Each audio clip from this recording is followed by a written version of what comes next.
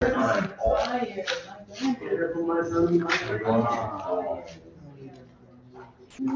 yeah, no, no, everything is good. You know, the knowledge is so you know, yes, sir. Okay, sounds vibrate. What's the other phone?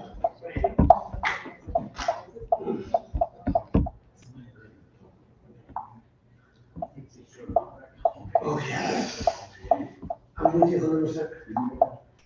All right, all right. Okay.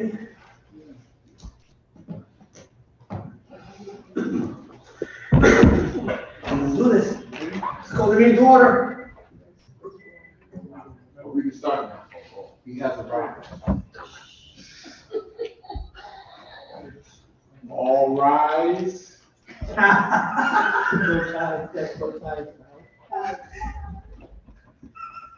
Father Anthony,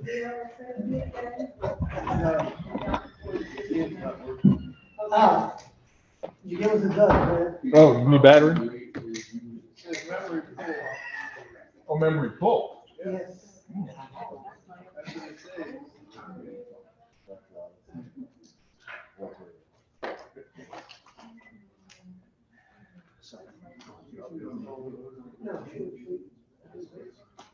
Go ahead. Okay, so with this, call the meeting to order. Okay, we're all, let's just start with the agendas, everyone, all right? Alder Ron Hurt, third ward. Alder Frank Douglas, Ward 2. Pickle, Ward 28. Gerald Antunes, Ward 12. Ernie Santiago, Ward 15. Jose Crespo, Ward 16. Brian Wingate, Ward 29. Carmen Rodriguez, Ward 6. Kenneth Singh, Ward 5. Troy Streeter, Ward 21. Okay. So everybody's been here before, so there's no need to go over the ground rules, everybody knows them? Okay, so now, okay, treasury report, everybody had a chance to look at it? Nah, take 5 minutes, last 2 pages. Yes.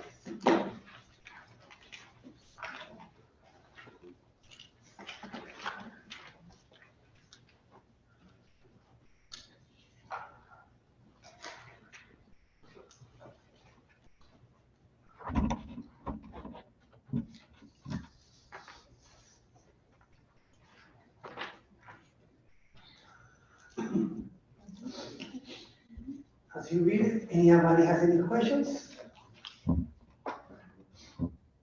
Oh, all right. No questions? Just one. Go ahead. Mr. Chair, so the names here on the second to last page, your name is not clear with regards to dues, I mean, you want to be described. Oh, no, you haven't read it. But I checked that. Okay, cool. Thank you, Mr. Chair. Yes, sir. Any other questions? No? Okay, let's move on. New business. I guess, Alder Hurst, the first on the agenda. Okay. Yeah.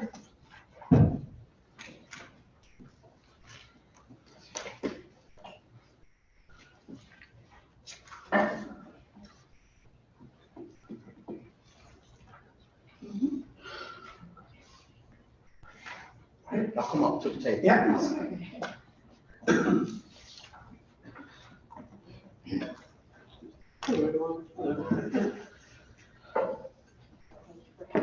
Thank you so much. Before we start, each and every one of you to say your name and address of the record. My name is Priyamba Babola. I have lived in Westwood. Hold on, is any other mics? Yeah, I'll bring some out. Yeah. You can spin that around, can I? Okay. It's good, speak loud. Yeah, it's loud. Okay, speak loud. So we're gonna have to, Mr. Chair, we have names, address? Yeah. Okay. Okay. Again? My name is Priyamba Babola. I live in 100 Lake Street.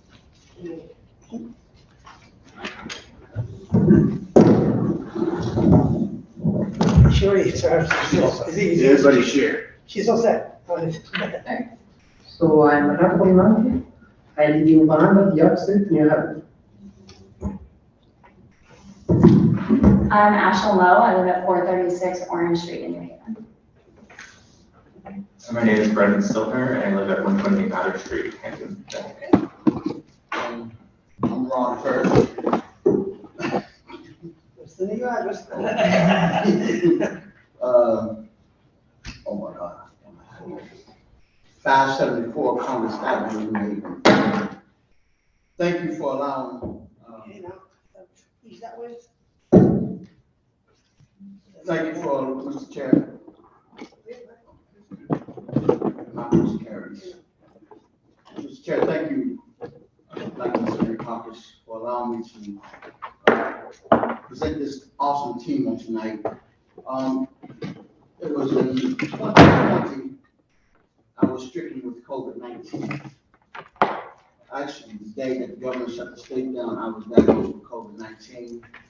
And this board and this body, when they got word of it, they stood by me and made sure that I was taken care of, especially my colleague from the 6th Ward.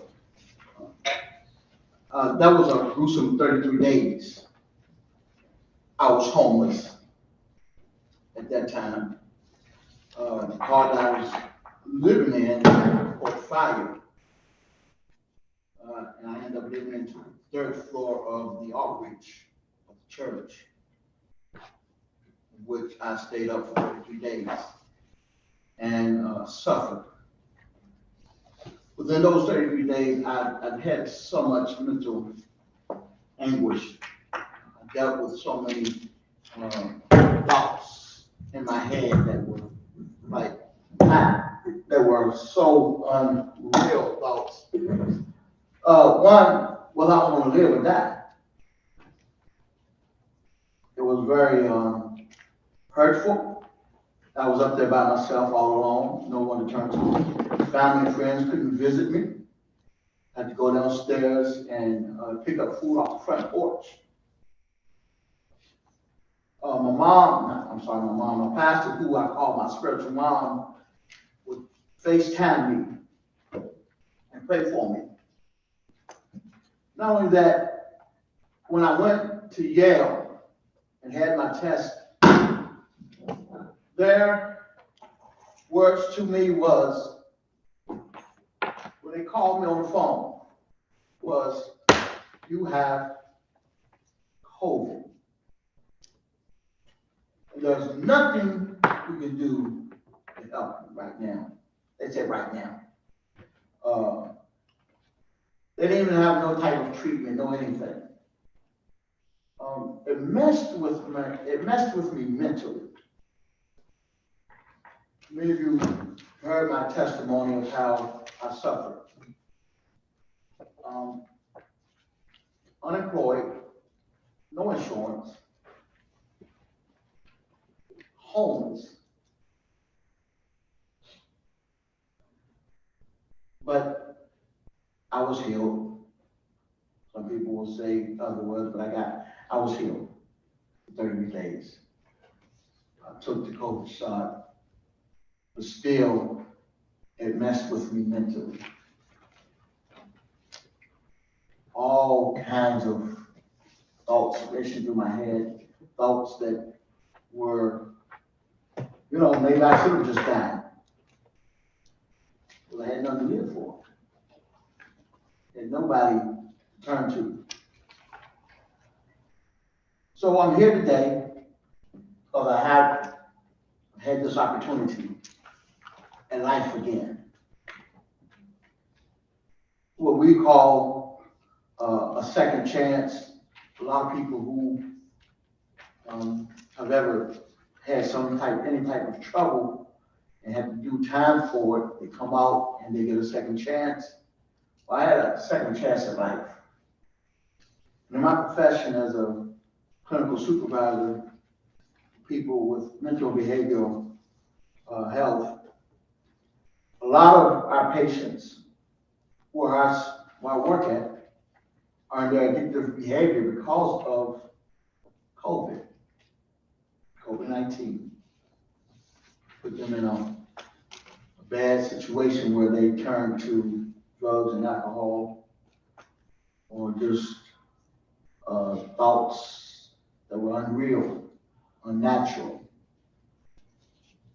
So this team, this research team, if you don't allow me to use my phone in this part, this research team is the, I want to get it right, Psych-Gen COVID-19 study. Now, this study, I'm not gonna go too far into it. I'm gonna let the team talk about it. But I'm asking that you give ear and attention to them and have an open heart and open mind to what they're saying. We're not asking for money. We're not asking for anything but your help that we can serve and see what's going on mentally with our people in our Black and our brown community who was hit the hardest. I'm not sure about your ward, but Ward 3 got hit so hard when COVID-19 came, and it hit us so hard to the point where the governor was quoted me in a statement. When the vaccination came out, I said, they asked me, what do you think y'all do with the vaccine? I said they should come to the communities, the black and brown communities which were hit the hardest. More people died from this disease and this virus. And I pray that this certain research study that I support can help us understand the mental. I didn't find that contact. No, you're not gonna find it. Sorry, I always talking at the wrong time. But this team here, a great, phenomenal group of young people who are studying, who want to help those. And I think it's all about access to health as well, which we have a big issue with in our Black and brown community. We need to knock off some of the myths surrounding some of this that we've been dealing with for years, generations. So, as further ado, I'll turn it over to the COVID team research. I'm sorry, y'all. I lost my thought. Sir messed me up there. But it's in your hands. Before you continue, I want to acknowledge Alder from Ward 22, Alder Weissman. Go ahead. Thank you so much, Roman, and for your effort. Thank you all for giving us the opportunity to talk about our work. So I'm Renato Bonimanti. I work in the Department of Psychiatry at Yale, and my work our work focus mainly to understand the molecular basis of psychiatric traits and disorders. And in particular, we are interested to understand how certain mental illnesses affect physical health. So, for example, a big focus for us is anxiety, depression, and post-traumatic stress disorder. And again, these affect mental health of people, but they are also associated with physical health. So they actually increase the risk of cardiovascular disease, cancer, autoimmune disease. And so one of the focus of our group is to understand why certain people that have mental illnesses tend to have higher risk for certain somatic disorders. And so, like when COVID started, we were founded by the National Institute of Mental Health to investigate why people with PTSD, anxiety, and depression have worse symptoms of COVID-19. They have higher risk to have very severe symptoms, higher risk of mortality. And so, like, we wanted to understand more why of this. And so we started this project like a little bit more than 6 months ago, and to collect information about COVID-19 severity, symptoms, mental health before and after the pandemic, and also collecting blood samples because we want to find mechanisms that can be translated in therapies, in drugs that can help people. Also people with longer COVID-19, so people that recovered from the infection, but they still have symptoms. So again, we want to understand why people with psychiatric disorders get COVID-19 and have worse symptoms, and also why people with COVID-19 can develop mental illnesses is only because of the severity of the symptoms, the loneliness, the fear, but also like there may be like some effects of COVID-19 on the brain. So we are trying to understand that. So right now we recruited 372 participants. This is a much larger sample than we expected in 6 months. Our goal is to recruit in 3 years 1,000 participants. Our issues right now is that we are not able to represent all communities. We are underrepresenting African American community, the Hispanic community, and so we are working to understand how we can reach better to people and explain our work. So we interacted a lot with Ron in the past month and gave us important insights how we can improve our message. And so like it was us to talk with you again because we want to have more feedback about our work and understand better how we can make sure that our work can benefit everyone and not only a specific community. And so like again, we brought here some material for you, like both in English and in Spanish. And Priya is going to describe a little bit how we assess our participants and what is the process. Once again, I'm sorry to interrupt you, but acknowledge our president of the Walker Myers. So my name is Priya. Thank you again for giving us this space and time to describe what we're doing. As Ron had explained, I met him as a capacity, in my capacity as a therapist, and he was my shift attendant, and then we got to connect. Through this research, we found that there was one community that was being represented way more, and we wanted equal representation in the research, as Renato had explained. So I will go into the participation part of our research. So we basically have in our flyers, as well as you can see, we've listed the websites. There's also a phone number you can call, or you could use this QR code with your phone, which directly gets us to the website. In the website, you would have 3 questions, which is, are you 18 years and older? Have you ever experienced depression, anxiety, or PTSD symptoms? And have you ever had COVID? These are our qualifying questions.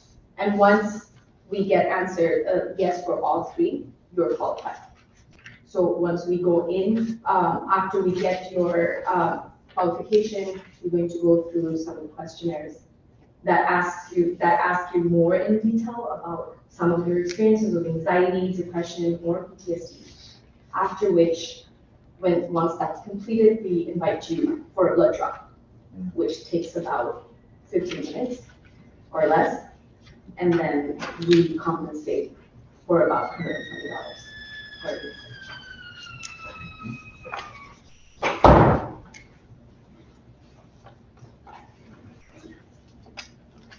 Anybody else? No? So is it? No. Yeah, I'm going to present also other people in our team, so Ashwin and Brandon, together Priya, and also we have other 2 people involved. These are the people that actually work with our participants and recruit them in our study.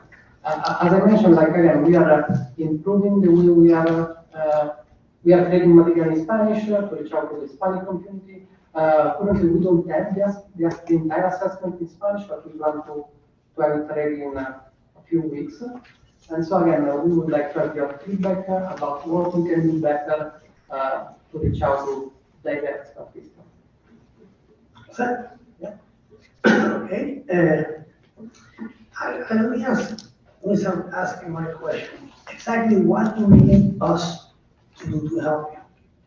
So again, like maybe you can help us to connect us with people, point us to events where we can meet more people and talk about our study, and again, like make people aware of this opportunity and help us to speak to everyone about this study, what it means, and why it can be helpful, and like again, like and the importance of the study, both in the context of reducing mental health stigma and also reducing the stigma with respect to COVID-19. So again, like being affected by psychiatric disorder shouldn't be a shame, it should be something that can be treated like any other disease. And again, recognizing that COVID-19 affected our lives in a way that no one expected, and we are still living to that. So it's not over. So maybe we are not in the pandemic anymore, but people are getting sick, there are people that still have symptoms, and so we want to talk about it, not only focusing on recruiting people, but making aware about these problems. Okay, I have a few more questions. I'm gonna start with Alder Wingate, who's the first one. No, thank you for your presentation. I think I was number 8 in the state of Connecticut to catch COVID-19, back in March of 2020. So I identified with partially these, symptoms that you're talking about, and its severity around it. I wanted to share my blood to be a part of helping change the course of COVID-19. I never got there, right? But now that we, I won't say through COVID-19, but it looks like we're moving in a different direction from it. What would you be doing with the blood sample that you will be taking from these folks? And is it centralized in Connecticut that you will be using the blood samples for? So, okay, this is my part because I'm the one molecular data.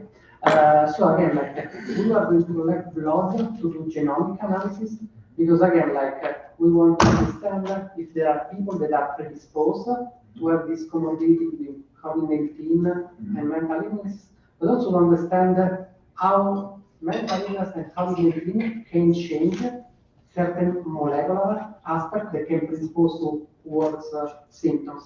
Because again, if we are able to find which are the genes or which are the molecular changes, we may be able to identify the possible drugs that can be developed later in life, or also to understand better, because again, we are collecting a lot of information about mental health and COVID-19, understand better the dynamics that link these two, and maybe develop preventive strategies.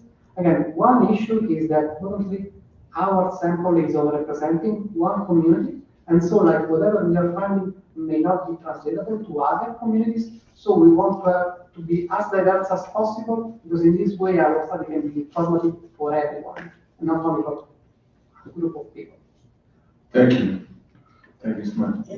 If I may, and they're being very, very respectful, but we all understand the one community that's participating in this research is our white community.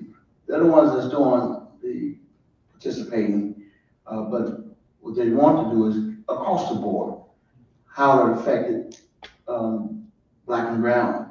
And what happened is in the Black and brown community, a lot of us don't have access to healthcare. A lot of us don't have the diagnoses of mental health, depression, PTSD, and all the other stuff that go along with that, because we've never been diagnosed, but we know something's wrong with us. Something's wrong, but we don't have the care to go get the diagnosis. So we're trying to target that Black and brown community. I received that. Other I question? did. You just got the floor. You good? No, thank you. All right. Thank you, Mr. Chair. So you're recruiting, first of all, thank you for the presentation. You're recruiting 1,000 patients, and so far you have 372, correct? So I guess with regards to collaborating with different clinics, such as Frederick Community Health Center in the Fairhaven area, and then Cornell's Capital Health Center in the Hill area, I think you'll be able to have an opportunity to recruit those candidates that you're looking for with regards to Black and brown and others that have not engaged in this study. So as a former senior patient advocate, I understand that, with my colleague, Alder Ron Hurt, he specifically stated that it is something that is very real in our communities in Fairhaven and the Hill, where folks they either have no insurance or fearful that something they may incur. So I think it is very, essential, the fact that you have this in Spanish. So I think, targeting those particular clinics and also going to regional laboratories or other laboratories in the community where the large population of folks are either engaging in programs there, they're participating, they're bringing their kids, and even the schools, maybe letting the schools know, hey, parents, we're doing a study and we want this to ensure that you are also partaking in the study. Because I'm pretty sure you're just targeting adults, correct? Yeah. Yeah, so I think just maybe talking to, the vet and having engage those students in those communities. Thank you, Mr. Chair. That's very helpful. And next is for the Franklin. Thank you. Yeah. Thank you. The duration of the study, So the study will last 3 years at least. So there may be an extension depending like the numbers that we get. So it will be for 3 years. So we just finish the first 6 months, so there will be another 2 years and a half. Mr. Jacobson, one follow-up. Oh, yeah. Do you have the capacity for, there are a variety of events every summer throughout New Haven. You have the capacity to kind of be on site to kind of participate in the various upcoming health fairs, et cetera? We are talking about that, and we are organizing ourselves to be present in some of these events. We are also organizing ourselves at those events. We will be able to provide assessment. So instead of having people connecting to a computer, we will have iPads, and so like we will have people like to do the assessment in person. And so this is something that we are organizing. But then yes, we want to be present in events where we can reach out more diverse communities than the one that we are currently enrolling.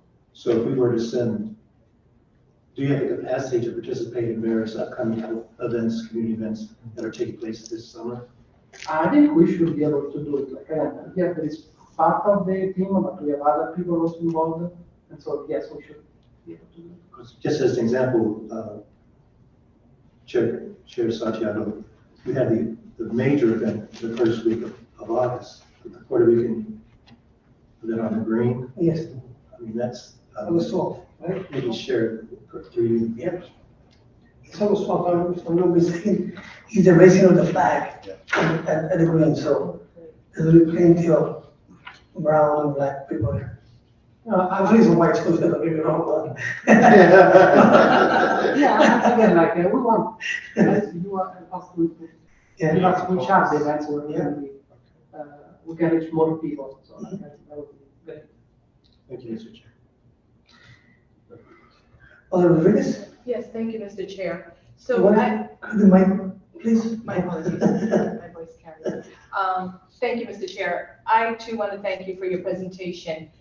One of the places I believe that you should start is the health department. They were instrumental in handling all the COVID things that were taking place in New Haven.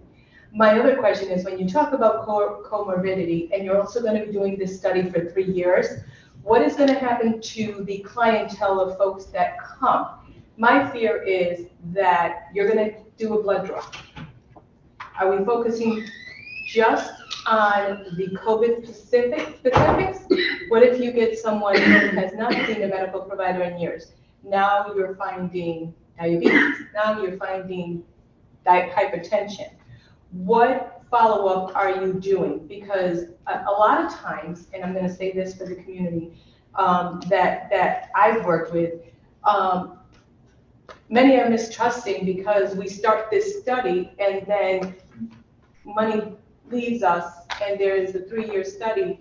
How do you connect folks into clinics, into services if they need to be seen for other follow-ups? Because we're going to look at, and it sounds like you're going to be looking at the long haulers issue that COVID, COVID did to folks. I can tell you I have a family member who is dealing with long haulers and is connected with a provider, but her life took a 360. So my question is, if you are coming out to help the most vulnerable, what do you have long range for when someone needs something? Who picks up the ball then? So the issue is that again, this is a research study, which again is like it's funded from NIH, the National Institute of Mental Health, which gave us funding only to do the research part. So for example, when we are going to do like a molecular analysis in the blood samples, they will be specific on mental health and COVID-19. So we will not be able to detect other issues that may be related to hypertension. So again, we will not be able to provide that kind of information. Also, like, since this is a research study, the kind of analysis that we do don't qualify as kind of like a clinical assessment. So there are also like a legal reason why we cannot give up back information, because again, like there are different kind of like standards when something is done for clinical purposes or something else is done for research purposes. So there is kind of like a difference. So like the benefit that people can have is basically like contributing to science and help us to understand better what's going on. And like with respect to their own health, the only thing that we can do is provide like information about services we have, and again, this could be also like a way to give us, help us also to engage which are the services that you are aware and we are not, that you can provide to people that are enrolled in the study.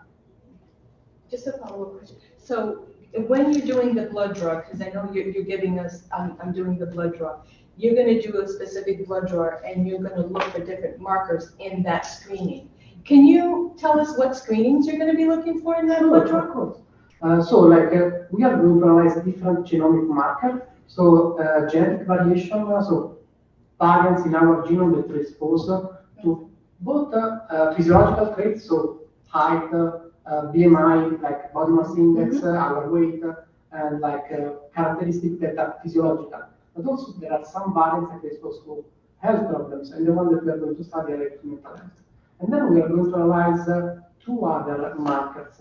One is epigenetic variation. So these are molecular changes that happen around the genome, and also they interact with the environment. So while genetic variation cannot change, so we are born in a certain way, and our genetic variation is not going to change, our epigenetic variation can change. So if people smoke, something is going to happen to their epigenome, so these molecular changes that are on top of the genome, and so that can be exposed to worse health outcomes. So we're going to understand, so we say that part, how COVID-19 affected like epigenetic variation. And also the marker is gene expression, so like how genes are expressed, and so because also we expect that COVID-19 is going to change that in the blood of people that were affected and that like more severe symptoms.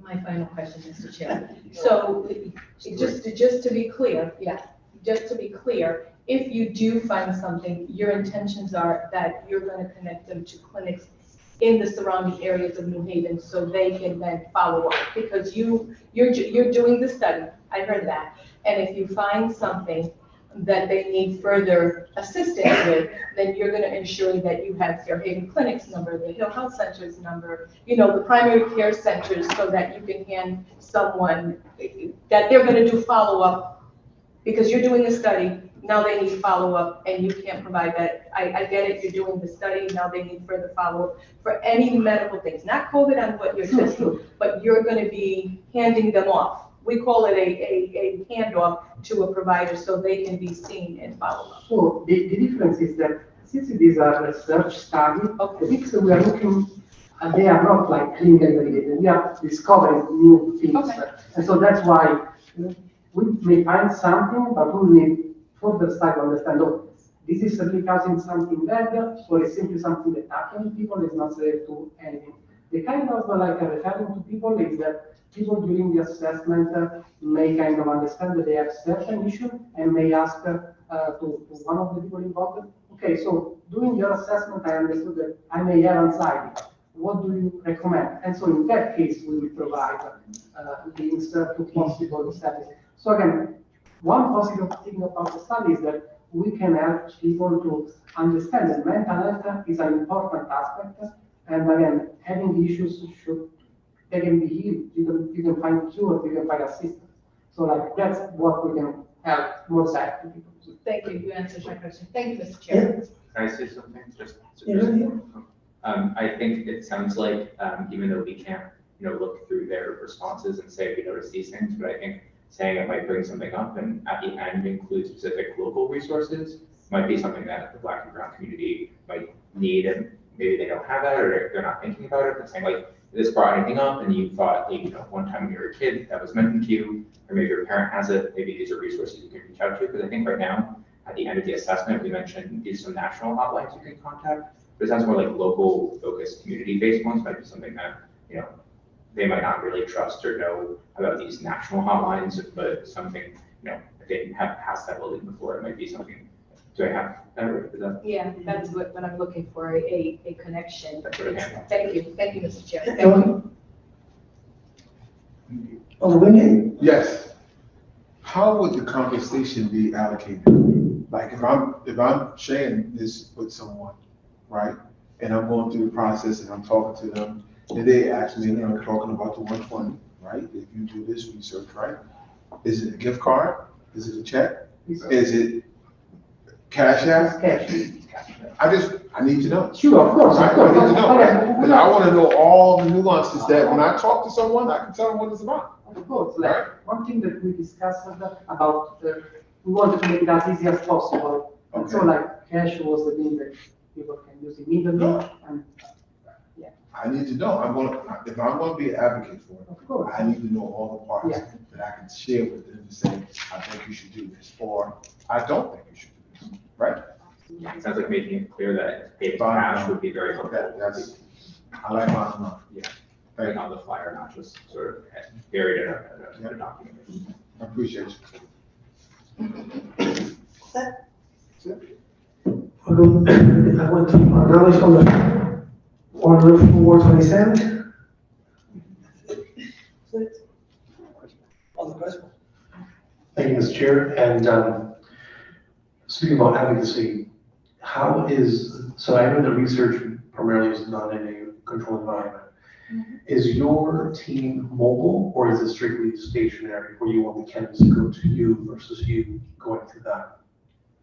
So again, like because of clinical protocols that are approved, the blood draw at this time can only be done at the center for the investigation. So again, we can go to clinics to talk with people. It's something that we are discussing and we are prepared to do. But again, the blood draw would be needed to be done at the church state.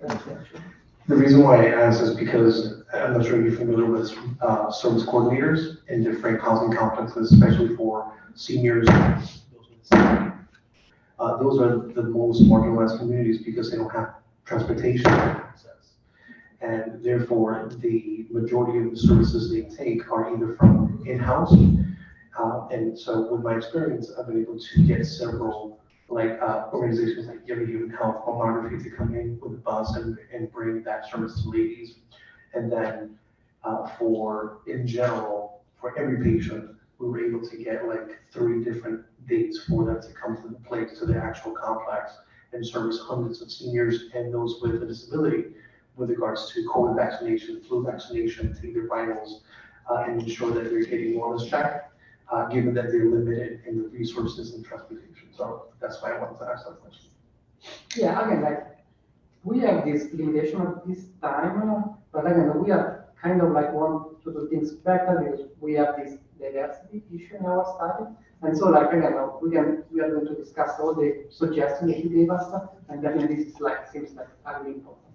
Yeah, and just to finalize, Mr. Chair, I don't know if that funding may provide some sort of transportation, but if you were to promote it, I'm certain that you'll have a good chunk of folks saying, hey, there's going to be someone to pick me up and take me, for example, like Vaya, pick them up, take them to those particular appointments. They might be more open-minded, given that a vast majority are even depending on Husky Medicaid in order for those costs to be allocated through the health insurance. So I don't know, something you want to consider. Yeah, but definitely it's something that we can add, a transportation support when it's really needed. So definitely that's something that we can do. Thank you, Mr. Chair. Thank you again. Any more questions? No? Thank you for the presentation. Thank you so much. Thank you for your time. Thank you. Don't be the only commission. Thank you. Contact information on it. Yeah. There's one here. Thank you. Thank you. Thank you so much. Thank you for your time. Thank you for the presentation. Okay, we got from Alder Russell, Political Circle Code.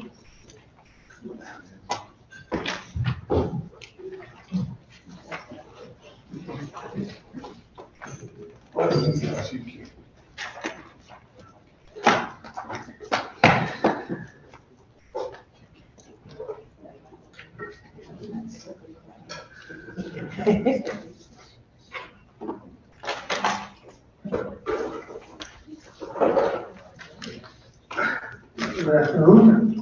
Name and address for the record, please. Angela Russell, 635 Woolley Avenue, New Haven, Connecticut. My name is Georgia Goldberg. I'm at 81 Warner Avenue in Middletown, Connecticut, but our organization is located at 81 Olive Street in the Worcester area.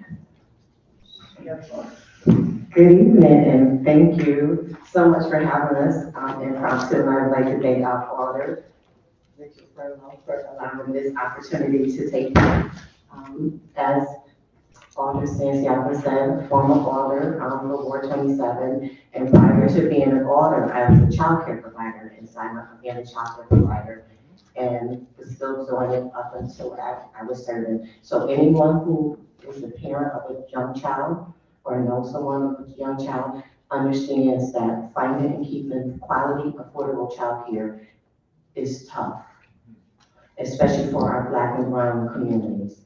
And so I am a part of Circle Network, which is a phenomenal resource to the city of New Haven. I cannot begin to tell you, and not just because the director is sitting there, how I have been technically the co-founder, I understand correctly. And you deserve every bit of it. It's been such a blessing because they want to see us succeed as providers, because they know when we succeed as providers, there's no stopping us from being able to provide the best quality of care for our families. And so I have been serving low and middle income families, and majority of them have been Black and brown. And I love what I do. I have 5 children, 2 with special needs. So I not only want care, I needed care for myself at some point. And I have been blessed to be able to have quality, affordable childcare. One of my daughters went through creating kids at the Children's Museum, and she was there, and now she is graduated from Southern Connecticut. She's from Pittsburgh. She graduated from Southern Connecticut in 2020 during the pandemic with a bachelor's degree in English, and she's working at Apple. I said that's what she did. So quality childcare works when you are able to afford it. So we stand here before you today. I'm a part of this network, and we provide, it's a network of about 30 providers from the Haven, spanning from Haven to Stanford, and we just meet once a week on Zoom, and we are giving resources. And I cannot tell you how my business has flourished to becoming a part of this opportunities and resources that I was never been able to access locally as far as statewide if it wasn't for this network. So we wanted to just come to you to introduce who we are, what we do, and prayerfully we can connect our providers and eventually their parents with their representatives. So I brought some marketing tools for you guys to see who we are and what we do, if you could just pass those around. And I won't stand before you long because I can rant and rave about the benefit of it. Oh, you already know. Takes one to know one. Without further ado, I want to introduce you to Georgia Goldberg and allow her to just expound on who we are and some of the accomplishments. And thank you, because you guys, whether you realize it or not, just voted for Circle to be able to do phenomenal things, and Georgia will let you know. So thank you so much. Well, good afternoon, everyone. And it is my pleasure to sit before you. Typically, I'm at the state, so this is a new forum for me. So I was saying, okay, Angela, help me. You're gonna have to help me figure out this forum. But essentially, Circle is a network of childcare providers. We are the only network in the state of Connecticut that organizes providers of color. And we did so because about 8 or 9 years ago, when the study came out by Dr. Walter Gilliam about the disproportionate suspension of Black and brown boys, I asked the question to Dr. Gilliam in a meeting where he was presenting to the childcare community. And I said, was that because of race? Now, Kim Harris and myself, unfortunately did not get a notice that the meeting that we were going to was changing from in-person to virtual. So Kim Harris and myself was sitting in a room with a representative from Grafstein Foundation, and we asked a very obvious question, because we all know it is related to race. And Dr. Gilliam was not prepared at the time to say it was related to race. And so Kim and I said, you know what, we gotta do something different. We have got to create an organization that can ensure that the resources that are meant for our children actually get to our children. And as our organization is Hope for New Haven, a few folks know about our organization. Alder Furlow actually was in the building with us at One Long War for many years. And so our organization was a nonprofit organization, and nonprofit in childcare is very rare. Most are organized as for-profits.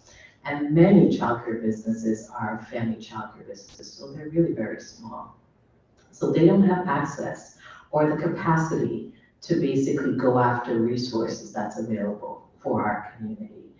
And so we decided that we were gonna, Hope for New Haven was going to form Circle and create an organization that can actually do that. Because for many years, as a childcare provider, we operate the Hope Child Development Center at Olive Street right now. We serve children 6 weeks all the way through age 13. And for many years, we have struggled to get the resources that we need. And I will share with you that New Haven loses a lot of money. New Haven returns a lot of childcare dollars back to the state. In fact, New Haven lost money this year, and it was returned back to the state. And because their organizations, the money comes to us for the children, their organization that doesn't have the capacity to receive the funds. And so because they don't have the capacity, that money goes back to the state. And so we're like, we're not gonna do that anymore. We're not going to leave our children just flapping in the wind and not accessing the resources that's actually there for them. So we created Circle, and Circle just basically formalized the informal relationships that we've had as childcare providers. And I will share with you some of our success because I won't belabor the time with you, give you time to ask us questions. So here's a couple of our major successes. When COVID hit, we had providers who had no relationships with banks. And so when the PPP dollars were coming available, because many family childcare providers did not have relationship with a banking community, they were not in a position to access those PPP funds. But because Circle had a relationship, because Hope is a much larger organization, we leveraged our relationship with Webster Bank. And at the time when nationwide, the industry, 25% of childcare businesses secured PPP funds, we secured funds for 100% of our providers because we leveraged our relationship with Webster Bank and ensured that Webster Bank supported all of our providers to get funded, both in the first and the second round. So there's some providers who were not qualified for the first round PPP funds, but we ensured that they qualified for the second one. And we ensured that all of our providers qualified for the first and the second round of PPP funds. We were successful. We were one of, I think, 10 organizations that secured statewide $250,000 in 2021 to offer free summer camp for children in the greater New Haven area.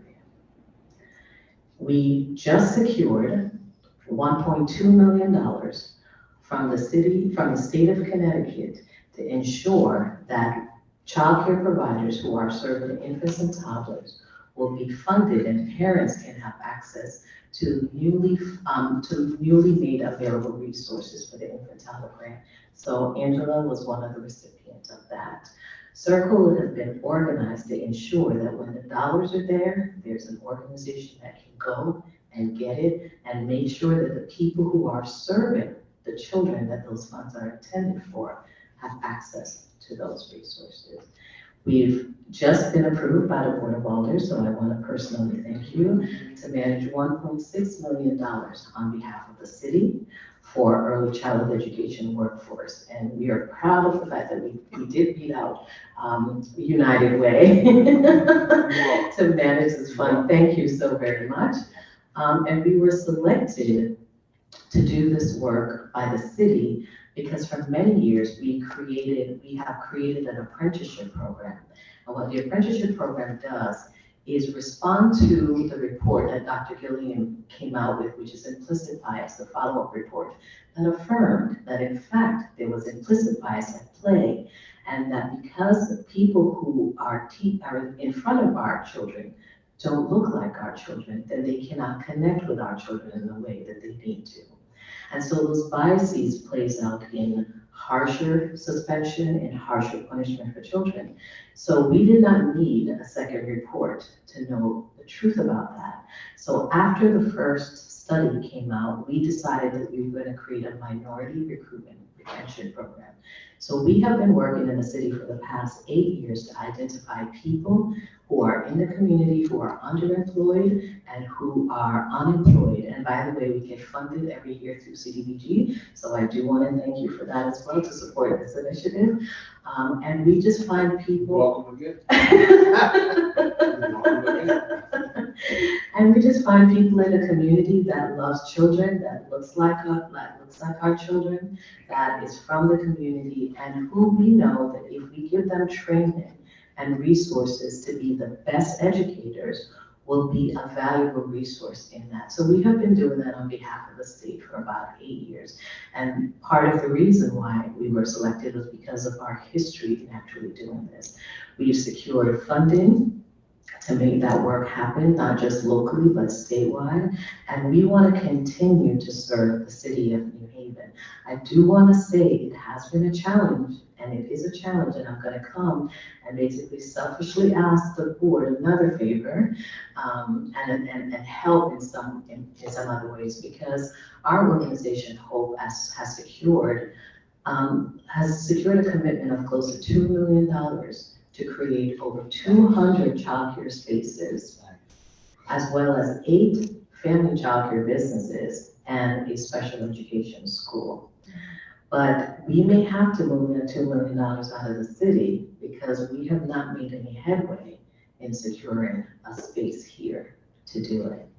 And so we would love to basically work with the Board of Alders to do this work, because it will give us our opportunity to expand our capacity to serve the providers, the childcare providers, because we know that if we shore up those childcare businesses, I don't know if many of you know, but if you don't know, childcare is very segregated. If you think the schools are segregated, childcare is even worse.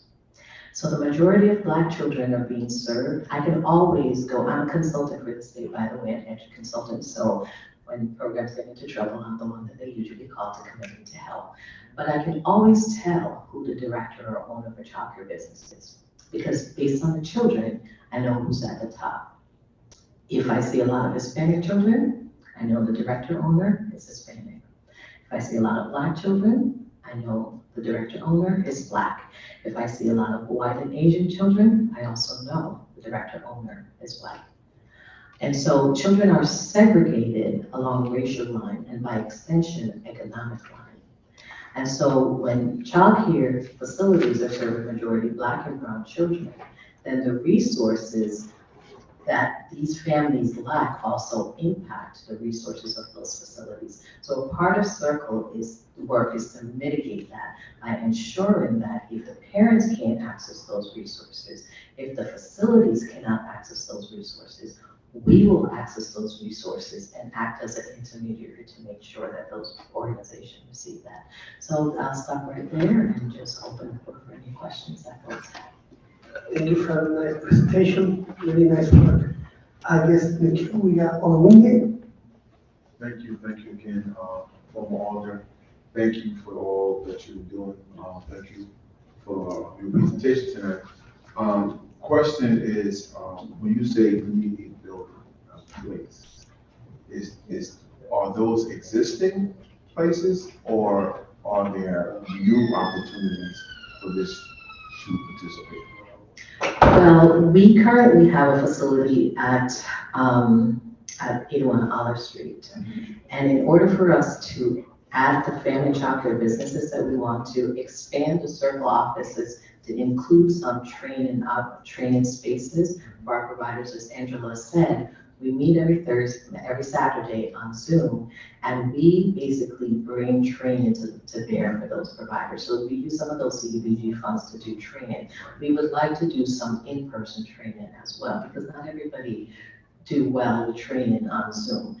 And we pretty much run out of space every year, and it's a blessing and a curse. And so we would like to expand our after-school offering and again establish a special education school. There are existing buildings that are shuttered in the city, the public schools, that are sitting just basically not being used. We indicated to the board, to the superintendent and to the economic development office and to the mayor that we're interested in Quinnipiac School, because if we get a facility in New Haven, we're able to do everything that we want to do. There was a law that was passed a couple of years ago that allows certain communities to innovate around family childcare businesses. And New Haven is one of the cities where you can do that work. But if we move our facility outside of New Haven, then we would lose the opportunity to create 8 family childcare businesses, because not every single town has been designated to do that. So we have been looking for about 2 or 3 years. We had an organization, several organizations approached us because of the work that we have done throughout the city and throughout the state to say, we will fund you to create this big vision. And we have been looking for 2 years for a building to do it in New Haven, and we've just not been able to do that, so. Hope you left your business card, you left your card. And I do virtual. My card is virtual, but I'm definitely going to share that with you, because we would love to bring those monies to New Haven. We would love, New Haven is designated a childcare desert. And it's designated a childcare desert because childcare is not only not available, but it's also not affordable. And so the state is prepared in the next month to make available $13 million for childcare businesses to build or to expand. And our goal is we have been preparing our folks to think about what it is that they want to do for expansion and what it is that they want to do in terms of acquiring facilities. And so we have been working for the past couple of months to position our providers to do that. And so there's $13 million that the state's getting ready to drop in a month. And we want to make sure that New Haven can avail itself of that. But we also want to make sure that New Haven isn't just getting those resources through organizations that are large chain organizations. Our goal is to transform communities by transforming individuals who've lived in the community, who's historically served the community, and who can create generational wealth in the community. So one of the things, and we were moving Angela closer to being at the Bill Gates, to Bill Gates status. But one of the things, the danger I want to share with you all is, just as we're noticing gentrification in certain neighborhoods, there is gentrification coming for childcare, because the governor has also impaneled a blue ribbon panel to talk about how to fundamentally transform the childcare system. And so this panel is needed right now to transform the system. A lot of our voices are not a part of that panel.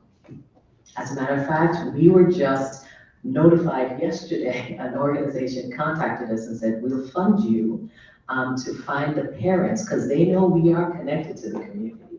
And so we were just notified yesterday that an organization wants to fund us to bring parent voices to bear. So that's also something we want to make, ask help with, to identify those parents who are struggling with early care and education so that their voices are represented in what will be an entire reworking of Connecticut early care system. And our voices are not there, our parent voices are not there, we are not there.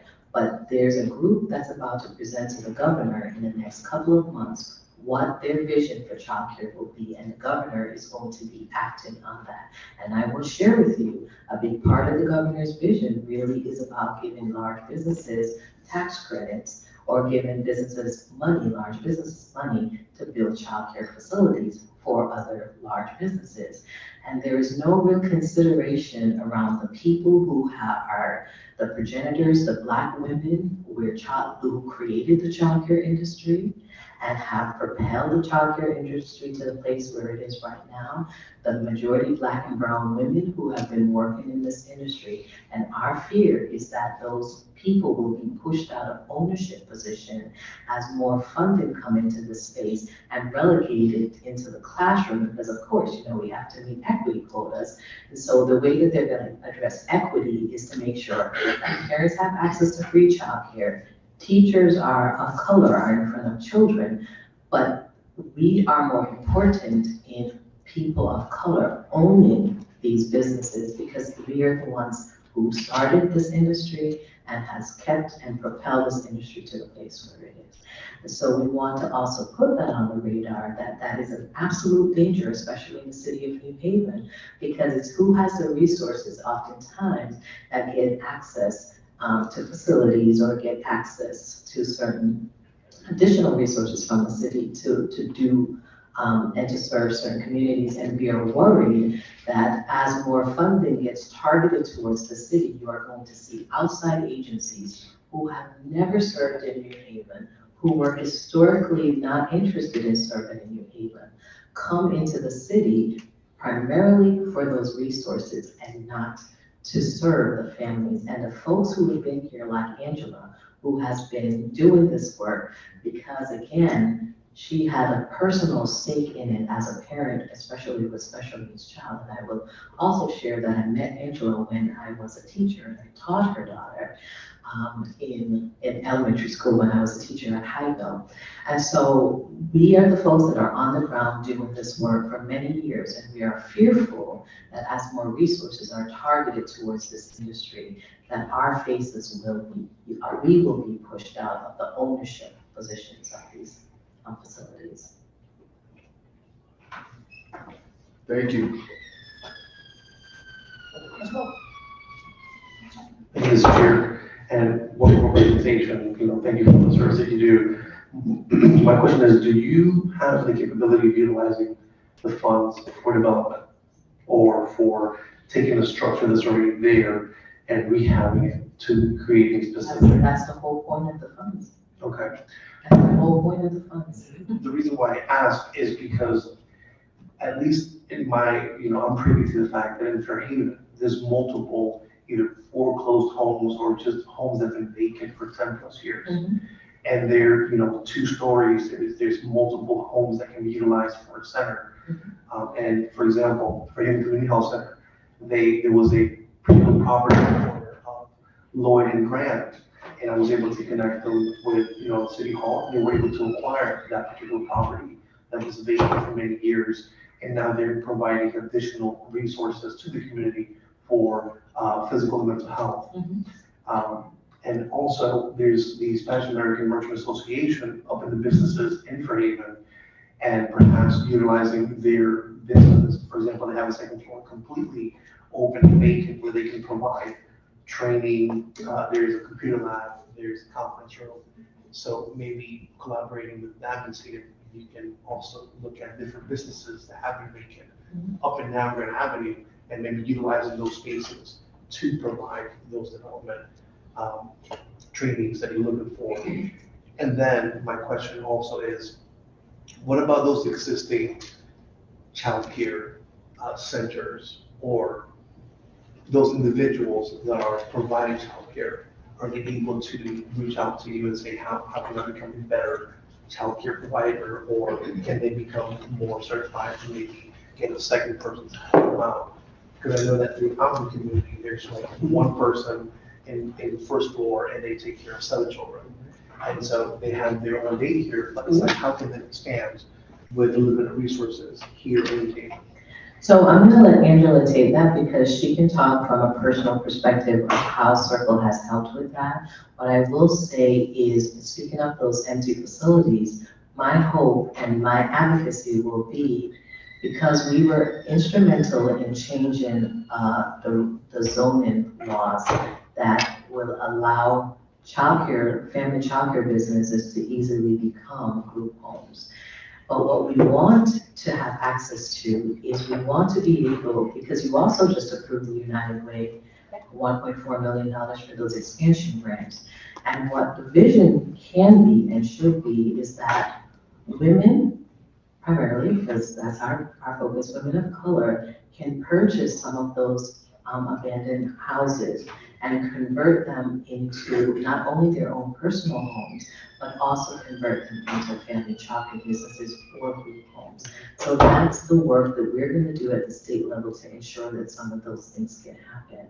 We need a larger facility. We need at least 30,000 square foot, so because of all the stuff that we're doing, and so we would need like the closest thing we could come to that's available through the city would be the schools, and I know the Board of Ed controls the schools, but to the extent that those are buildings that are also just sitting empty, that's costing the city money, whereas we can actually come in, bring resources to bear, and actually, even if we purchase those facilities or if we lease those facilities, at least there's some use that can come out of it, and those buildings can go back back into the community, offering resources. We're interested in working with LISC, who has been, been secured, or they've entered into the contract with the OEC to do this work. And that's pretty much what they do.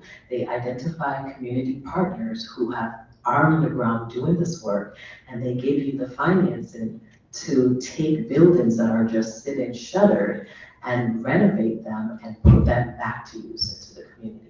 And I will share, and Angela can share her experience. So with us being able to change the zoning, so give you like a context. So as a family child care provider per regulations from the state, we can have 6 children, up to 9 children, 6 under the age of birth to 3, birth to 5, and then after school children. But because of COVID, we can have up to 9 children now. And so, but being able to transition into a group home, we can expand and be able to have up to 12 kids. And then, so then what that means is, as a family child care provider, I am the license. So I have to stay inside the home while the business is operating. But transition to that, I can hire more people, and then I can be able to go and do what some of these things. So the opportunity to expand is there, become a part of Circle, is what I can tell you. And we have so much training. We have business training. We have backroom support. We get supplies once a month. So there's a lot of things that we benefit, not just meeting once a month, once a week. And the meeting is supposed to be for an hour. We're on that phone for 3-4 hours. As if you have nothing else to do. And but we're hungry. We're desperate for resources, and we're desperate for the support that we get from Circle. So being into it, as a family child care provider, this is monumental. I am contracted with the state through Circle to provide 4 spaces to low-income families that meet the criteria. I am guaranteed a certain amount of money per year, and I'm talking about thousands and thousands of dollars for those plots. Plus, if there's subsidies from the state plus a little bit of small parent fee. But, so what that means is now, what I would have been getting on my own, maybe $100, $200 a week, I could be probably making $400 or $500 a week now per child. So there's a lot of room for expansion for someone. And so now, instead of having to do 3 shifts and weekends and all of that, I can just work one shift of my choice based upon what the parents' needs are. I can work first shift, second shift, third shift, weekends only, or whatever. So there's so many things that we can do because Circle has come in and filled the gap to be able to connect us to the resources, both locally but statewide as well. So I hope that answers your question. Yes, thank you both. Mr. Thank you. I need a little more clarity on that one. Okay. I think the question was, because I know in mind for him, there's a lot of daycares. I mean, every corner, you see a house with a sign daycare. I don't know if the question was answered, I mean, I didn't hear the answer.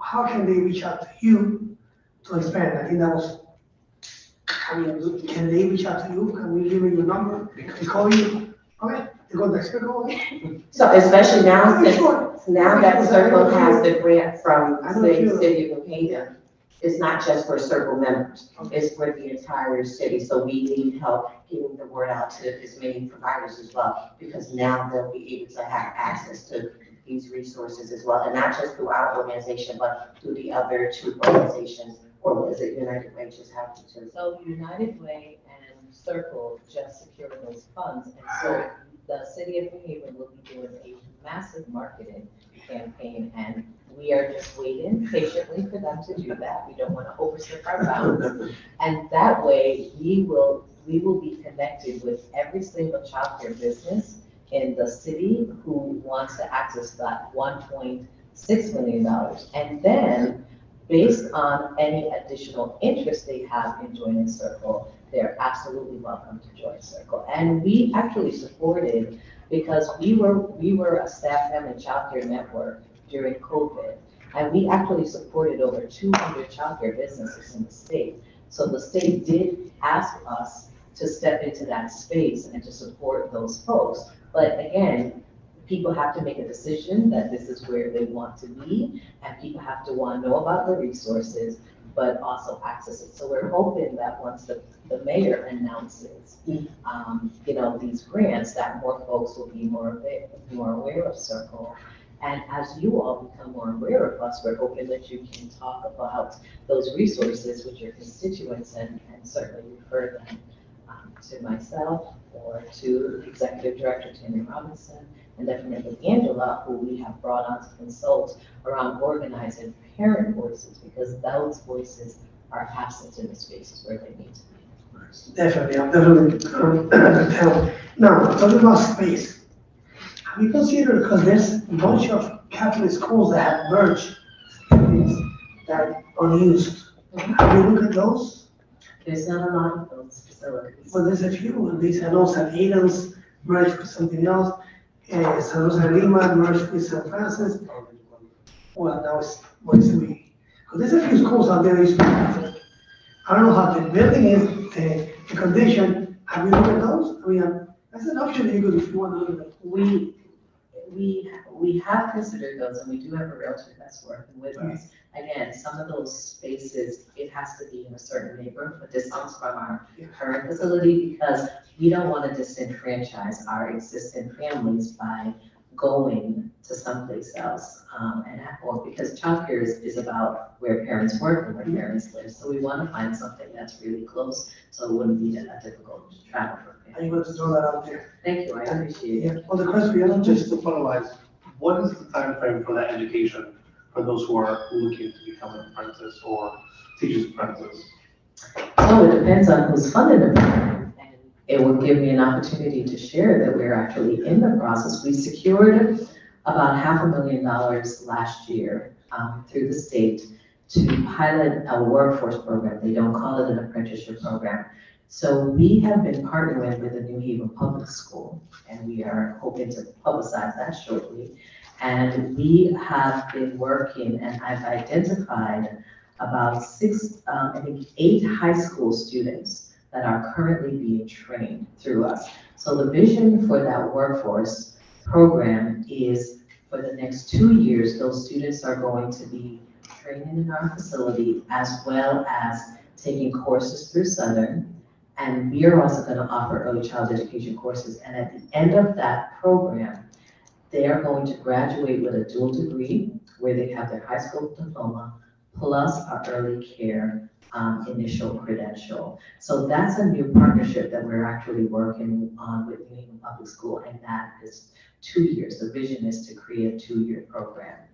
And we're working with Southern as well on that. We also receive funding through the CDBG to work for, to do an apprenticeship program with high school students for about a year. And we are funded by the Office of Early Childhood Education, our state agency, to do a workforce training program for about 3 to 6 months. So it depends on who our funder is. That really determines the length of the program. Our vision is to actually to register our apprenticeship program, and the apprenticeship program would be a 1 year to an 18-month program. It is paid. It's a paid apprenticeship, and there's guaranteed employment at the end of the apprenticeship because we are the employers. The network is the employer. So if you're not crazy and if you successfully navigate the 12 to 18 months, we ensure that your child care is secure, which is a huge barrier to employment. So we make sure people have their care for kids certificate, and that anywhere that we're going to place them in employment, that employer can guarantee child care. And at the end of that process, they also have about 15 early childhood education credits, which takes them about a quarter of the way to get their associate degree. And we will just support them through that process. So we're hoping to register that apprenticeship. And we have been working with Haverly. Haverly is our new partner. And we have brought in folks who are women who are immigrants who are interested in working as well. And we've been working to train those folks as well.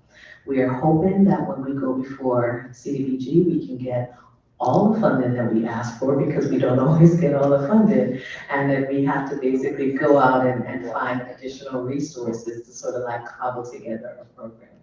But yes, we have been, it's an extraordinary program because again, we are not only giving them a paid training for about 12 to 18 months, we're ensuring that they have childcare and that is addressed.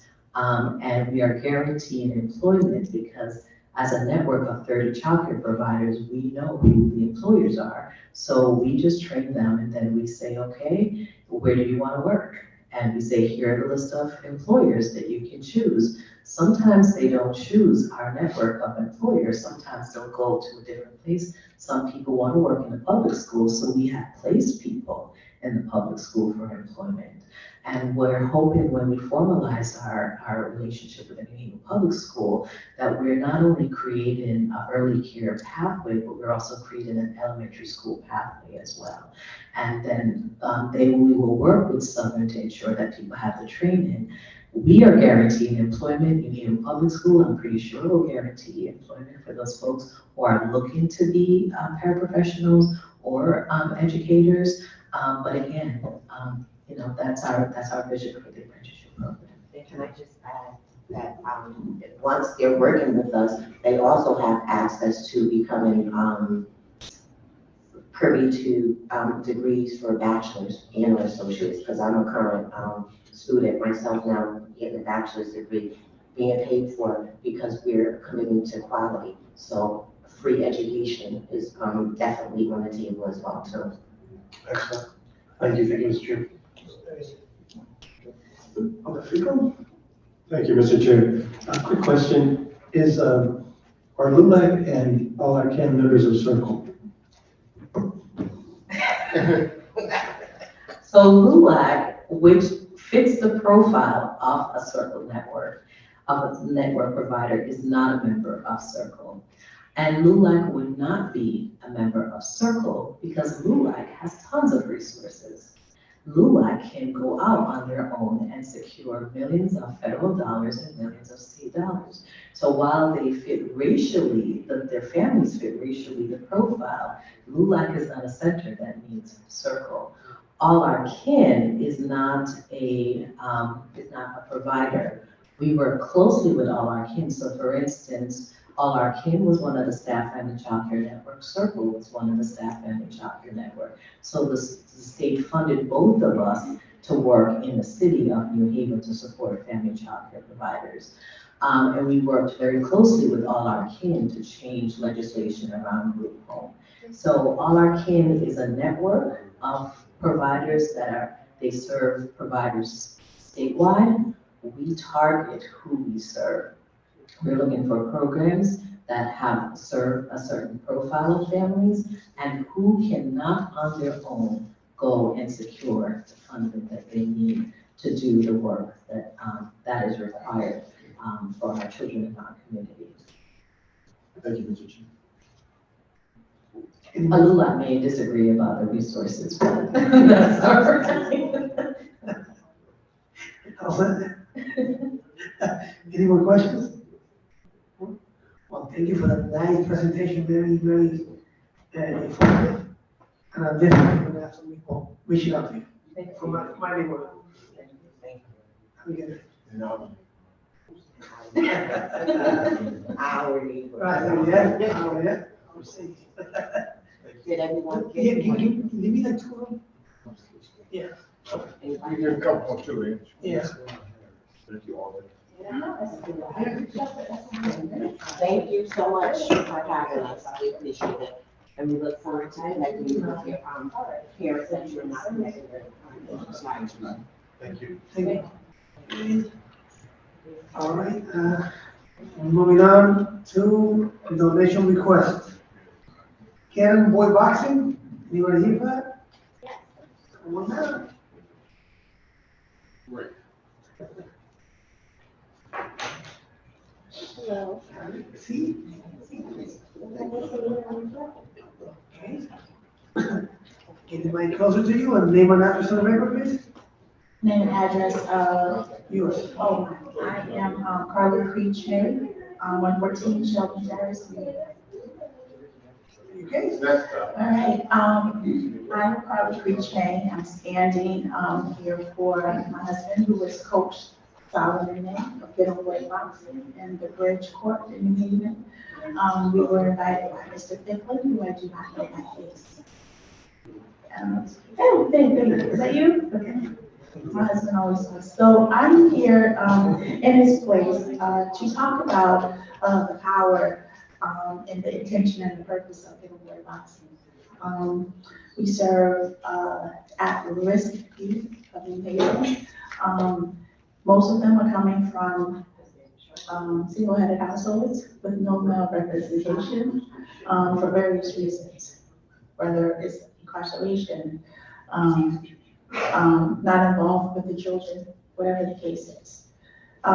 If you have read the newspapers in the past couple of months, you will see that we are national champions, Silver Glove champions. We are national junior Olympic champions, reigning third and fifth and sixth in the nation. Our boys from New Haven, brown boys. If you know anything about my husband's story, you know that he firsthand knows about being a latchkey kid, being homeless. He was kicked out of his own home when he was 13 by his mother. He sees himself in every young person who comes into the gym, right? He's been homeless. He's been incarcerated. He contributed to tearing down a community that now he's trying to build back up. And that's been difficult for him because of his journey. Because you know how the community always speaks of, yes, you know, second chances, you know, we're gonna give you another shot. But they really are looking for failure, right? So he has been very successful in really doing a good job over there. I know you see the kids who went on 746 Orchard Street, and I know you see them out there consistently. They're safe, they're engaged, they're off of the street, and we're trying to pour into them and instill, giving them hope. You know, if you look at the youth today, there's not a lot of hope. Social media is very damaging and destructive, you know, so my husband always says that if he had a quarter of what he's pouring into the young people who come into the program, he would probably be retiring as an NFL, you know, football player or a boxer, but he's not, right? So, Boy Boxing is in the middle of the community. Because of the history and the journey that he has had. He does not get proper amount of funding. He doesn't get any funding really. The Prosperity Fund has been kind to us. The Community Foundation has been kind to us.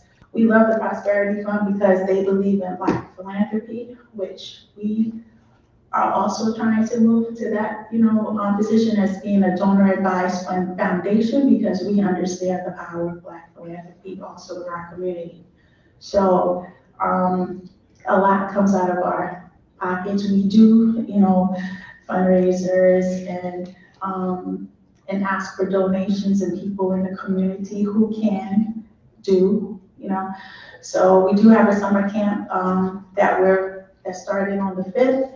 That goes to the 7th. We were very thankful and grateful to be able to get into the mayor's summer guide for the summer camp. So we got a lot of young people involved. We have a really great curriculum in the morning that we're doing with the children. Just to give you a little bit about what we do, because it's not just about boxing, right? So we are doing a curriculum for the 1619 project that is appropriate for them.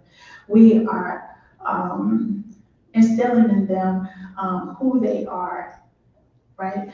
In the society that they're in today, being most of the children, but we have one girl in the program, whether it's for the summer camp or the program that's offered during school. You need to know whose they are and who they are, where they come from and where they're going, right? So in the mornings now, we're doing Boxing Heroes, we're doing library trips, we're doing community garden, we're doing foraging plants in parks, so they can understand what plants and things are in the community or that they can eat to create a survival kit, because we're gonna need one soon. That's another story, right? But they need to know how to move and how to survive and thrive in the best way that they can. That's what we're giving them the tools, to do. I think the most important thing is that we need help.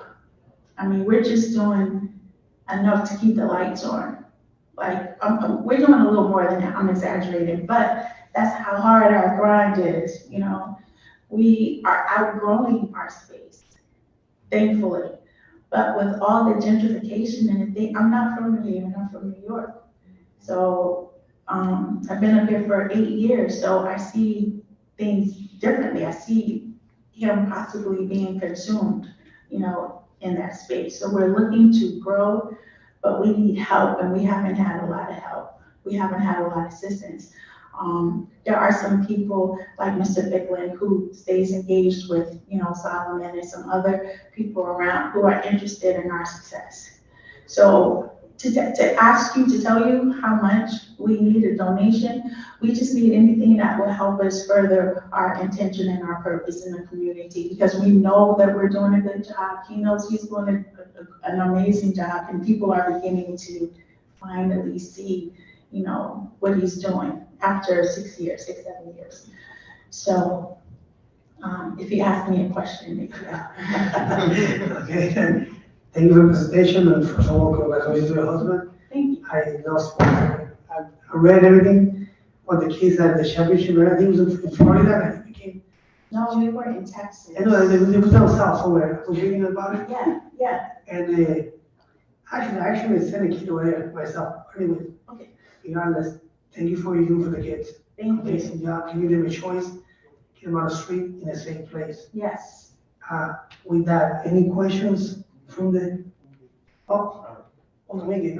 I don't have a question, I have a comment. I want to just Yes. echo what Yeah. you just said.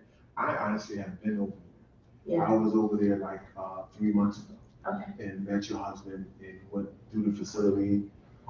My grandson is always putting his hands up, so I said, I want to take him somewhere. And I brought him over there. He's a little too young to go right now, but you know, y'all just keep doing what y'all doing. And it's a phenomenal space, and it's more than just boxing. Absolutely. Right? He's pouring in life skills that you really need right now. But I just want you to know I have physically been there. Yes. And just you know, excited about what you know. Thank you, appreciate that.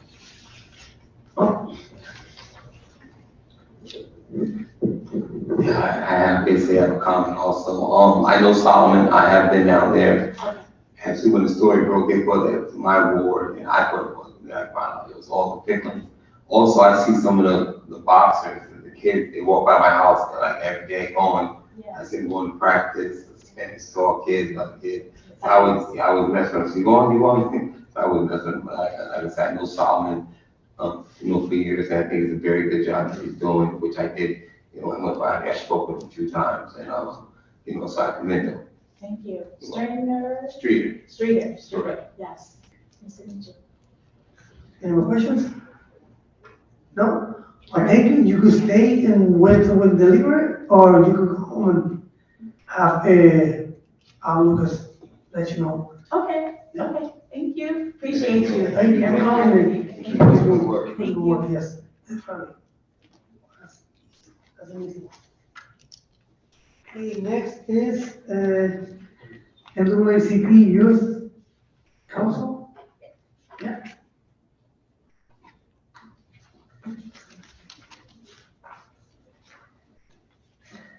Welcome. Name and address for the record, please. Michelle Smith, 1637 Allegretti Boulevard. All right, so good evening. I won't be before you long.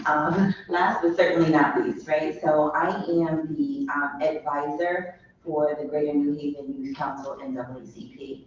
I have the privilege of advising a group of approximately 30 youth within the Greater New Haven area. I have about 15 that are active members.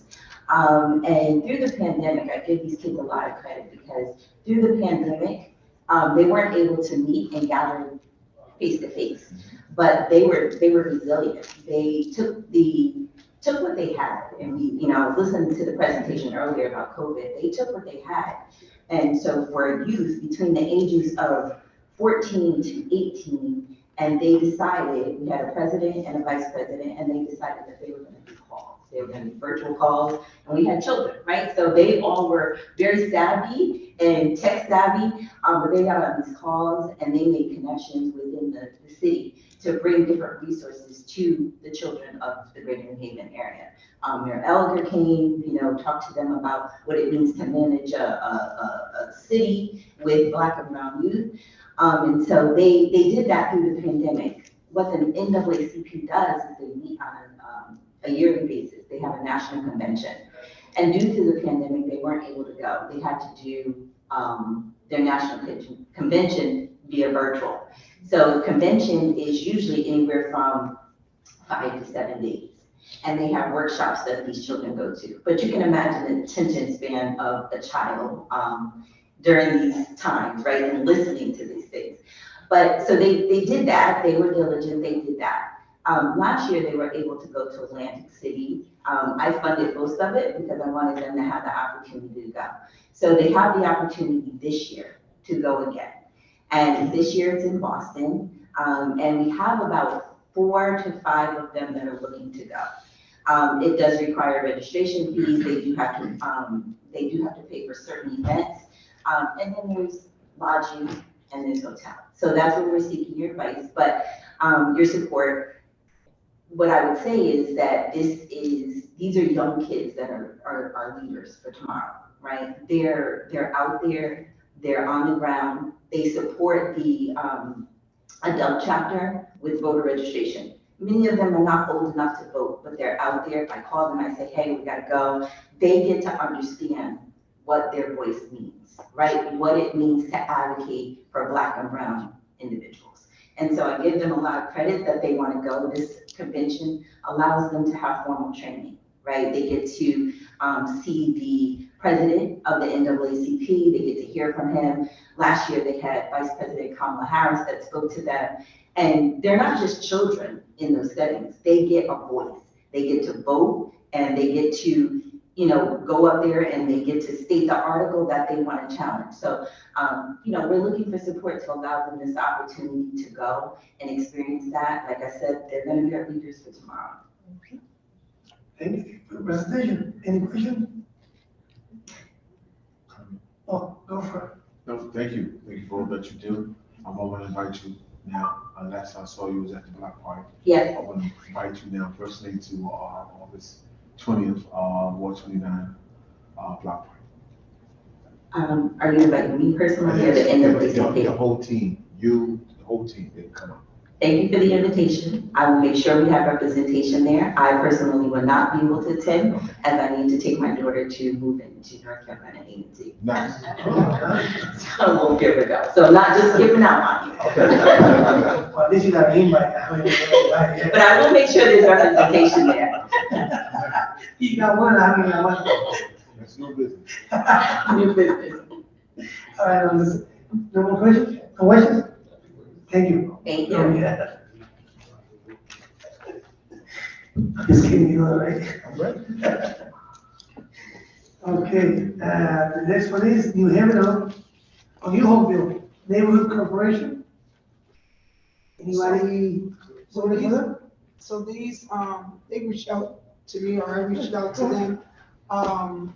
We have given them money, in the past. So as it says here, you know, for the last 23 years, they have been giving the summer basketball, tournament, which really allows kids from New Orleans, well, all over the city to interact with one another through basketball. These games, I believe they still take place on the Sundays, but Saturdays and Sundays. And so, they have a lot of kids. And anytime, you know, you have kids, you gotta feed them. And so in feeding them, you know, and knowing what they do, when I saw them, I said, you need to write back to the Black and Hispanic Caucus to ask for a donation so we can at least have food or something. And so that's what this letter is based on. And because they've already come before us, they're not here voting presently. Perfect. Any questions? No? Good. The next one is unity in the community. I can speak to that one too. So again, this is another repeat. Every year we give money to the unity in the community as they give a unity in the community day. I'm not exactly sure, I can't see the actual day that it's going to be this year. It's always in August, I believe. And like clockwork, Dexter, he'll call and ask, is it too early to send in, you know, a request for a donation? Because this is something that they do every year, and, you know, they're gonna need money for support of the event at large.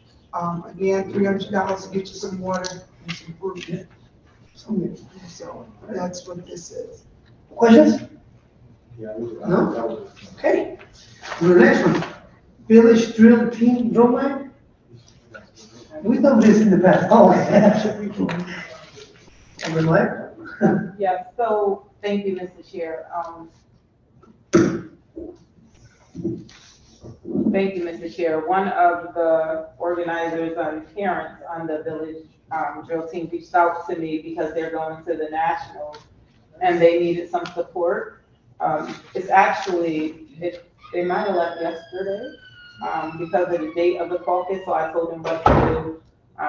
And this is why they sent it. We have given to them before, but they were really struggling because they have a whole bunch of more kids now than they had when they first started. And they do a really good job. They weren't afraid, they Yeah. won and everything. And I think it's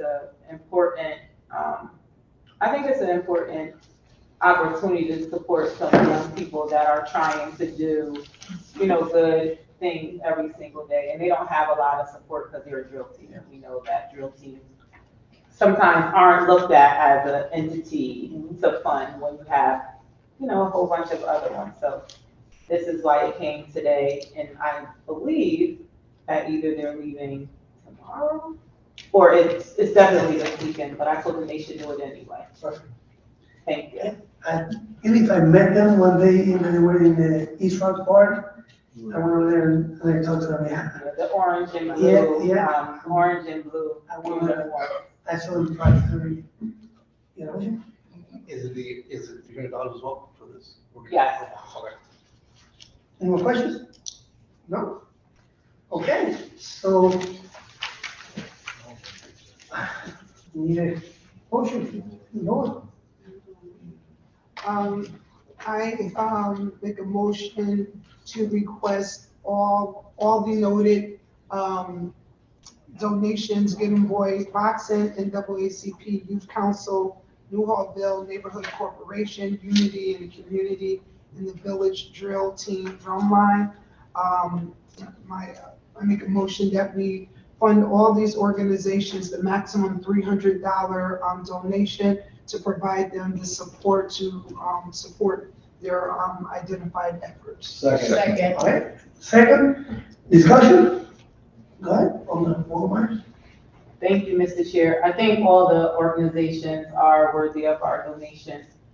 Sometimes I don't think people look at boxing in the way she explained the experience of boxing, like perfectly. It took me back, my daughter boxed for 7 years in Fairhaven, and they have the same kind of concept. And they also, teach you that you're really important, and they do all of those things. And I think that's important that we pour into organizations that's really trying to help, like, the whole child be rounded, not just for whatever their craft is. So I support all of these organizations. Thank you, Mr. Chair. Any more? No, I also support all of them. So, okay, you've been, all in favor, say aye. Aye. Against, abstain? Okay. Now, just for clarity, remember to pay your dues, that way your vote is counted. Just turn it out there. Okay, then I got next is, on the, I don't know, the gala honorees. Okay, I talked to our secretary, Kim, Alder Edwards. She sent voting electronically. I don't know if anybody got it. So please vote, and she'll have the results by Friday. Unless anybody got any discussion here, we'll talk about it, no? So everybody got the email, I'm guessing, right? Question. Go ahead, Ms. Thank you, Mr. Chair. So how many are we actually honoring? I think it's just 5, right? It always goes between 5 and 6. Okay. So, Yes. Just do for one, your favorite, I guess your favorite would be 1, Okay. all the way, yeah, then 1, 2, 3, and after 5, 6 would be your last votes anyways.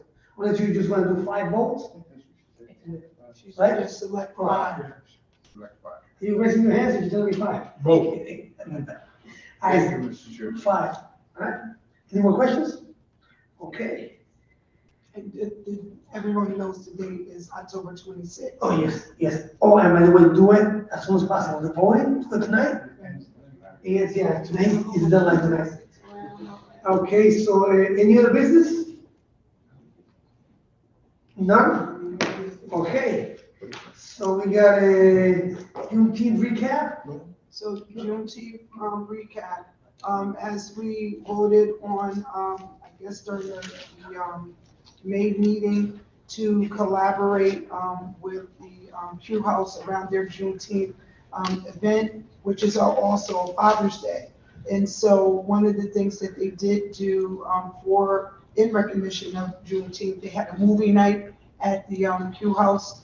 And so we, provided them with the $300 donation, and that was the exact amount they needed to get the licensing for the actual movie, because you can't, it's probably like $310 or something like that, but it was exactly what they needed in order to get licensing, because when you play movies outside like that, you have to have some type of licensing. So, there was probably about 20 people that came to the movies.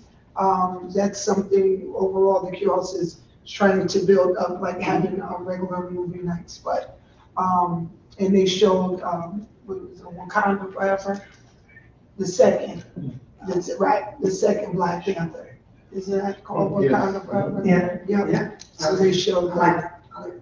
And so, and then next year, they're looking at collaborating with, other people in the area around Juneteenth, because this was the first year, I think, for us as a state meeting to have that day off and what that looks like. So I think everybody is trying to make sure that they recognize, but folks just gotta come together so we can have like 1 or 2 big events versus all these fragmented 5, 6, 10 little small events.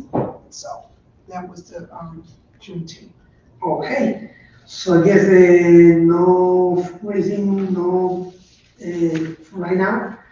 And whatever, on the dues reminders, so everybody knows that. On the Avis Booker Scholarship, how do you guys know that? I just need you all to put together a committee so we can issue a scholarship. Okay. I need a couple of members of the caucus to work on it. Anybody wants to volunteer? I have my hand up. So my question about this, so this is a book scholarship, and so as Al is saying, put together a few people, because we're gonna do, what are we doing? Like, It's like, if I'm not mistaken, we give scholarships to like Spanish firefighters, it's gonna be that, right. If I'm So not is mistaken, it, so how do you get it? How does a kid, do they do a book report? Do they? That's what the committee is for, right? That's what the committee is for, to identify how. How exactly. Oh, okay. Yeah. Now, since you want to do it now? At some point, but right now I'm good. Mr. Chair, can you send us some information on that? And then, Okay. And reach back out. How soon do we have to reach back out? I mean, see, this Albus Booker Scholarship has been around, this money is in an account. So this money has been around since Alder Jackson Brooks was in charge of the Black and Hispanic Caucus, because Albus Booker was an alder on the board, and so they did the scholarship in his name, and so they got a few, I think a couple $1,000 in that fund. So, yeah. You good? On the water matters? Thank you, Mr. Chair. I just wanted to say that, Alvin Booker was an alder in Ward 23. That passed away. His mother actually, wrote a book trying to keep, his spirit alive. So that is how it came back up.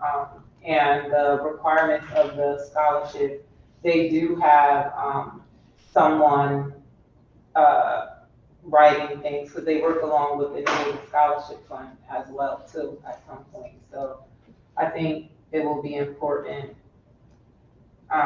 for the committee to get together to get more clarity on what they do, and I apologize if my sugar is actually dropping. You need some candy? Oh, okay. All right, so should we, how soon do we need to have this done? I would like to connect with them first. Yeah, it'd be nice, if we're gonna give it to a student who's gonna be on his way or her way. Yeah, no, it is in the fall, it would be nice to be able to get the process underway during the summer, so we can get them some money. Okay. For their first semester. So we don't have to do that right now, so we got to go at least, because I want to connect with all the work marks there. What they said, the scholarship fund, she said? Yeah. Yeah. So let's get more information on that first before. So the money exists in the community foundation. You know, I know all that. Yes, but, you in know. our name. Yeah. And they're waiting for us to tell them that we want to issue scholarship. Oh, okay, so what we need to do is just set a We little need a committee committee that sets up the qualifications, and, and then we publicize that, and then we evaluate the responses and we pick somebody. all right, so since we're all here, anybody wants to volunteer at the committee? I mean, I sit on the youth committee. Oh, did you want to? I sit on the youth committee with, Madam President and, the chair of. So you're in? You're in, okay. Yeah, So we don't need that many, we need like four, okay? That's, yeah. You enjoy, you enjoy? Yeah. Okay. We got three already then. You already got three? No, Yeah. 1, 2, 3. Oh, the And three. Oh, then, yeah. and then if President. Oh, Obama y'all hires- already got three, y'all good, y'all don't need a whole lot of stuff. That's why I asked you. Oh, yeah, if you already got the three, that's fine, but if you don't have the three, I can do it, but it sounds like. I can defer to you and you can. I You and I can, look, you I and got I a can raise. do the exercise. I really don't got the time. Okay, yeah, I will participate if you guys need me, not a Okay, so problem. Put me down. yeah, well, You figure it out. yeah, we'll figure it out. Don't worry. Okay, so, Edwards is always. all right, so I guess that's about it, and before we do that, before we do that, let's double check, anybody got anything else? Now, I just want to share. Go, do it. I just, So, yeah. I just want to share, we doing something for the neighborhood in Beaver Hills. August 20th, we have the block party. The Black and Hispanic Caucus is invited. You know, we're not asking for any donation, anything like that. It's August 20th, it's on a Sunday, 1 to 5, bouncy house with the kids, all that kind of stuff. We try to get near the dump tank, but. But we will have, food, beverages, everything is free for the neighborhood. Please come out, between Glenn and Alagrasso, DJ, we, have an electric car show, fire trucks and stuff like that. So please come out as all the friends. Come on if you can, between 1 and 5, August 20th, Glenn and Alagrasso, please come out, bring your appetite.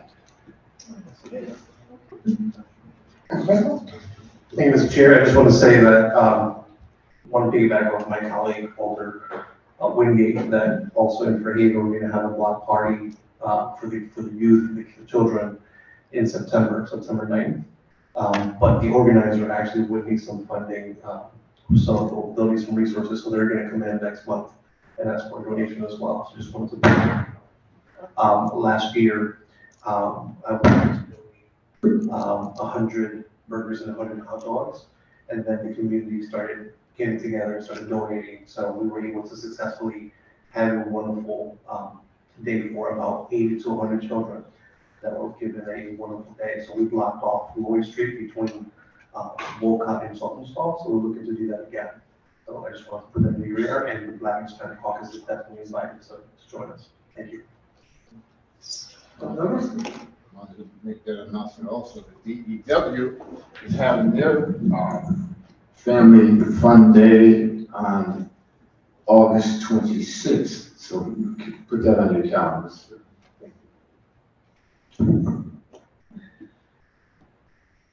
Thank you. Just for point of information, if you go on the website, the community, New Haven website, there is a grant up there that, is supporting these kind of events. I can get y'all a link if you, need me. That's funding us as well. So I don't mind passing that on. Perfect. Thank you. Okay. That's it. That's it. I make a motion to adjourn. Motion's been made. Discussion? Oh, wait, before, before we leave, we gotta recognize Alderman Shem, 425. And we did not say at our next meeting, August 9. Now I entertain the motion. I make a motion to adjourn. Second. Move second. Discussion?